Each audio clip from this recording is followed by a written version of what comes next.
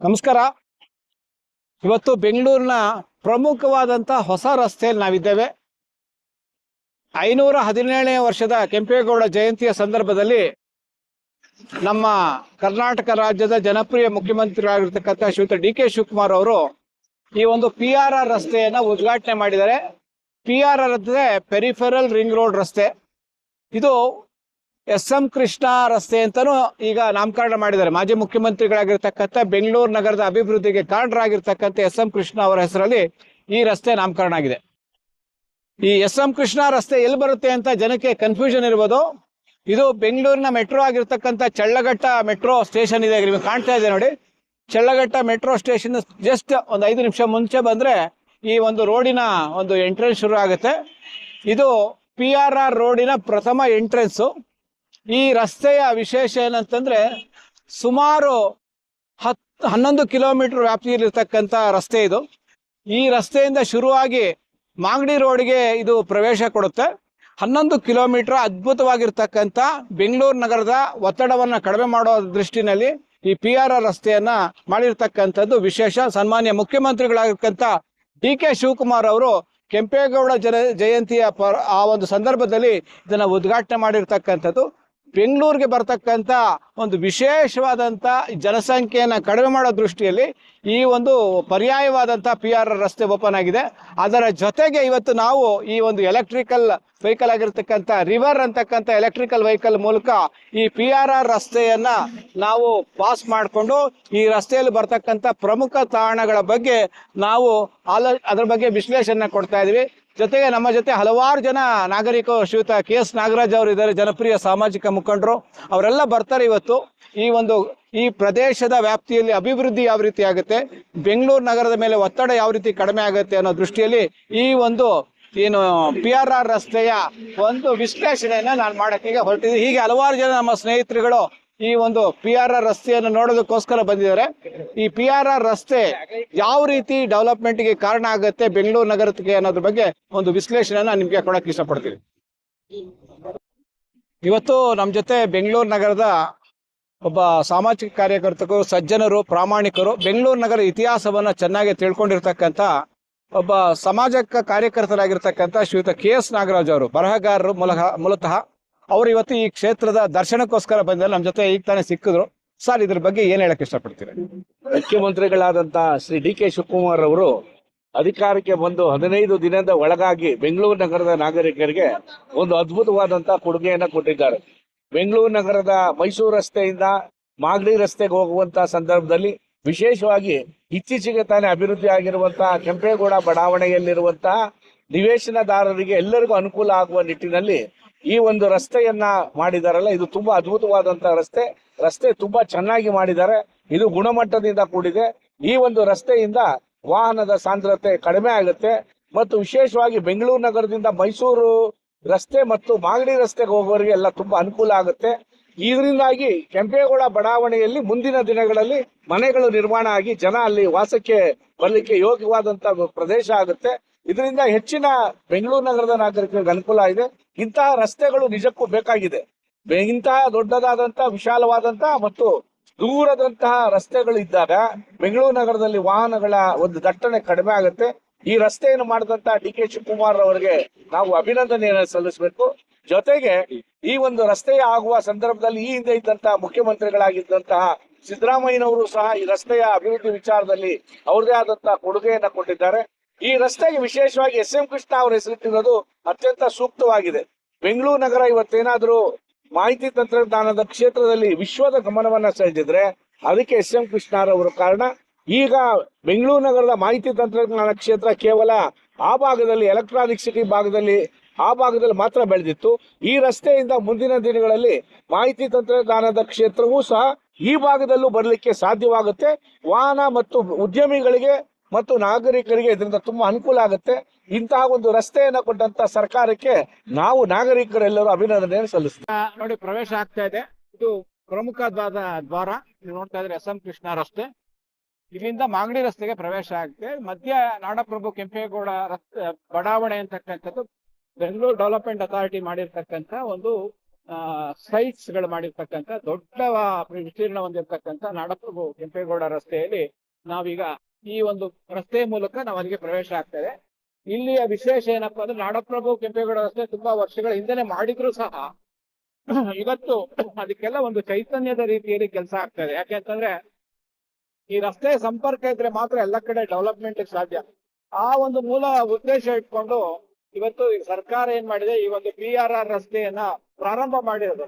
123 kilometre ರಸ್ತೆಯನ್ನ ಪ್ರಥಮ ಹಂತವಾಗಿ 11 kilometre ರಸ್ತೆಗೆ ಎಸ್.ಎಂ. ಕೃಷ್ಣ, ಮಾಜಿ ಮುಖ್ಯಮಂತ್ರಿಗಳಾಗಿರ್ತಕ್ಕಂಥ ಎಸ್.ಎಂ. ಕೃಷ್ಣ ಅವರು ಬೆಂಗಳೂರು ನಗರದ IT ಕ್ಯಾಪಿಟಲ್ ಮಾಡೋದ್ರಲ್ಲಿ ಪ್ರಮುಖ ಪಾತ್ರ ವಹಿಸಿದ್ರು.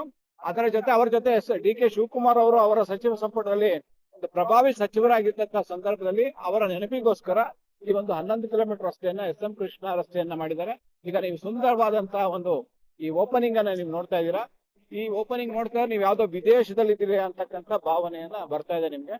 ಈ 11 ಕಿಲೋಮೀಟರ್ ರಸ್ತೆ ಮಾಗಡಿ ರಸ್ತೆಗೆ ಎಂಡ್ ಆಗುತ್ತೆ.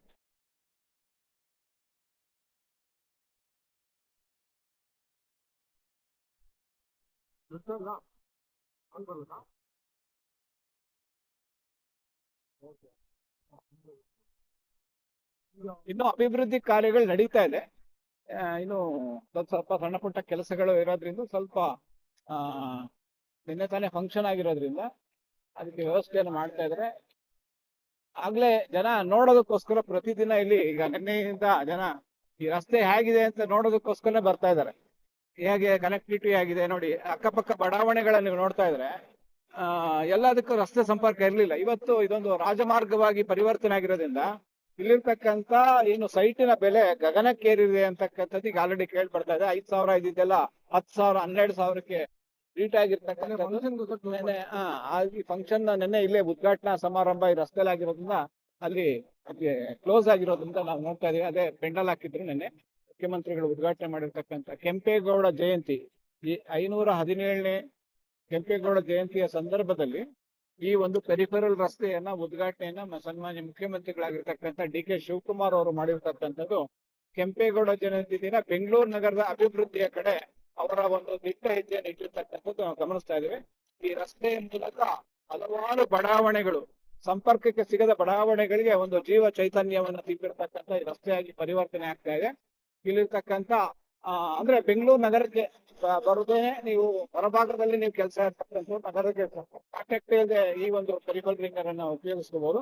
ಮತ್ತೆ ರಸ್ತೆಯ ಒತ್ತಡಗಳು ಸಹ ಕಡಿಮೆ ಆಗುತ್ತೆ. ಈ ತರ ಪೆರಿಫೆರಲ್ ರಸ್ತೆಗಳು ಬೇರೆ ಬೇರೆ ಡೆಲ್ಲಿ, ಬಾಂಬೆ, ಪೂನಾ ಈ ಕಡೆ ಎಲ್ಲ ನಾವು ನೋಡಿರ್ತೀವಿ. ಇವತ್ತು ಆ ಒಂದು ಅಂತಾರಾಷ್ಟ್ರೀಯ ಮಟ್ಟದ ಗುಣಮಟ್ಟದ ಹೊಂದಿರತಕ್ಕಂಥ ರಸ್ತೆಗಳನ್ನ ನಿರ್ಮಾಣ ಮಾಡೋದಕ್ಕೋಸ್ಕರ ಈ ಒಂದು ಚಾಲೆಂಜಿಂಗ್ ಆಗಿ ನಡೀತಾ ಇರ್ತಕ್ಕಂಥ ಒಂದು ರಸ್ತೆ ಆಗಿ ನೀವು ನೋಡ್ತಾ ಇದ್ದೀರಾ. ಈಗ ಈ ರಸ್ತೆಗಳ ಕ್ವಾಲಿಟಿನೂ ಸಹ ತುಂಬಾ ಅದ್ಭುತವಾಗಿ ಮೂಡಿ ಬಂದಿದೆ ಅಂತಕ್ಕಂಥದ್ದು ಜನಾಭಿಪ್ರಾಯವಾಗಿದೆ.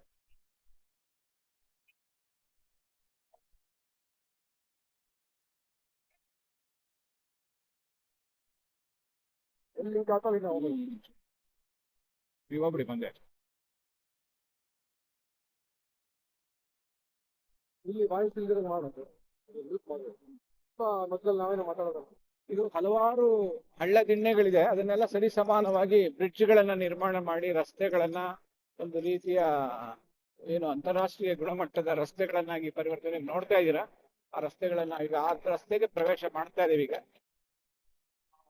ಗುಣಮಟ್ಟದ ಬಗ್ಗೆ ಹೆಚ್ಚಿನ ಗಮನವನ್ನು ಕೊಟ್ಟಿದ್ದಾರೆ. ಯಾಕಂದ್ರೆ ನಗರ ಪ್ರದೇಶದಲ್ಲಿ ಗುಣಮಟ್ಟದ ರಸ್ತೆಗಳು ಮಾಡಬೇಕು ಅಂತ ಹೇಳ್ತಾರೆ.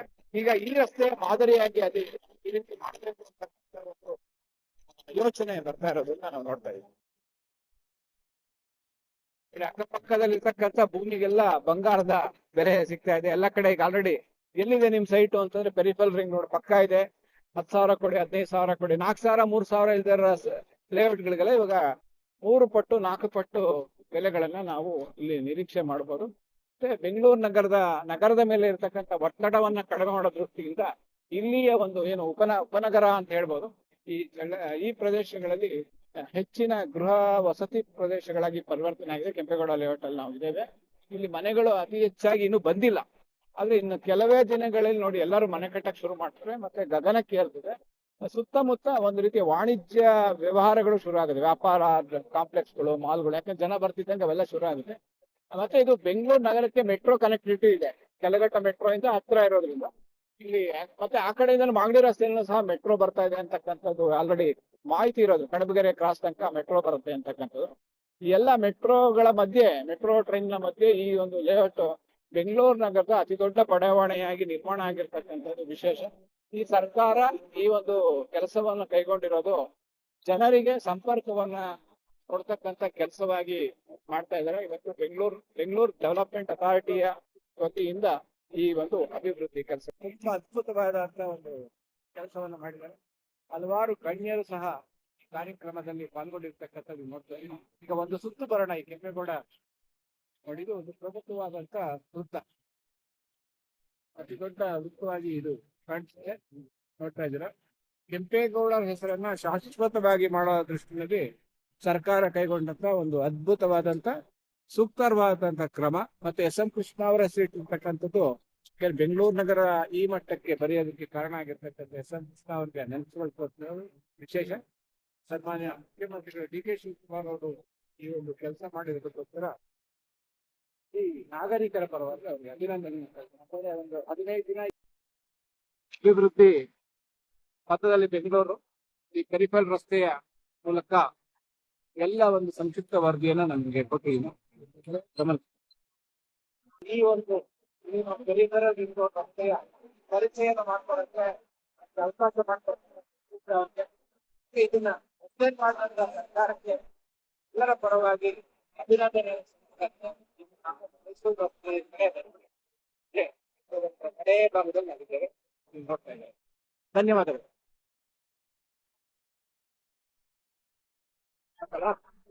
ಈ ಒಂದು ಏನು ನಾನು ಪರಿಚಯ ಮಾಡ್ಕೊಟ್ಟೆ, ಇದನ್ನು ನಿಮ್ಮ ಬಂಧು ಮಿತ್ರರಿಗೆ, ಸ್ನೇಹಿತರಿಗೆ ಶೇರ್ ಮಾಡೋದ್ರ ಮೂಲಕ, ಸಬ್ಸ್ಕ್ರೈಬ್ ಮಾಡೋದ್ರ ಮೂಲಕ ಜನಧನಿ ನಮ್ಮ ಜಯತೀರ್ಥ ಅವರ ಚಾನಲ್ಗೆ ಬೆಂಬಲವನ್ನ ಕೊಡಬೇಕು. ಯಾಕಂದ್ರೆ ಅವ್ರು ತುಂಬಾ ಇಷ್ಟಪಟ್ಟು ಮಾಡ್ತಕ್ಕಂಥ, ಕಷ್ಟಪಟ್ಟು ಮಾಡಲ್ಲ, ಅವ್ರು ತುಂಬಾ ಇಷ್ಟಪಟ್ಟು ಮಾಡ್ತಾರೆ. ಅದಕ್ಕೆ ಅವರು ತುಂಬಾ ಒಳ್ಳೆ ಜನಧನಿಗೆ ಒಳ್ಳೆದಾಗಿ, ಜಯತೀರ್ಥ ಒಳ್ಳೆದಾಗಿ, ಬೆಂಗಳೂರು ನಗರದ ನಾಗರಿಕರಿಗೆ ಒಳ್ಳೆದ ಆಗ್ಲಿ ಅಂತಕ್ಕಂಥ ಪ್ರಯತ್ನ ಇವತ್ತಿನ ಈ ಒಂದು ಪೆರಿಫೆರಲ್ ರಸ್ತೆಯ ಪರಿಚಯನ ಮಾಡ್ಕೊಳಕ್ಕೆ ಅವಕಾಶ ಮಾಡ್ಕೊಡ್ತಾರೆ. ಇದನ್ನ ಎಕ್ಸ್ಪ್ಲೇನ್ ಮಾಡಿದಂತ ಸರ್ಕಾರಕ್ಕೆ ಎಲ್ಲರ ಪರವಾಗಿ ಅಭಿನಂದನೆ. ಮೈಸೂರು ರಸ್ತೆ ಕಡೆ ಭಾಗದಲ್ಲಿ ನಾವಿದ್ದೇವೆ, ನೋಡ್ತಾ ಇದ್ದೇವೆ. ಧನ್ಯವಾದಗಳು.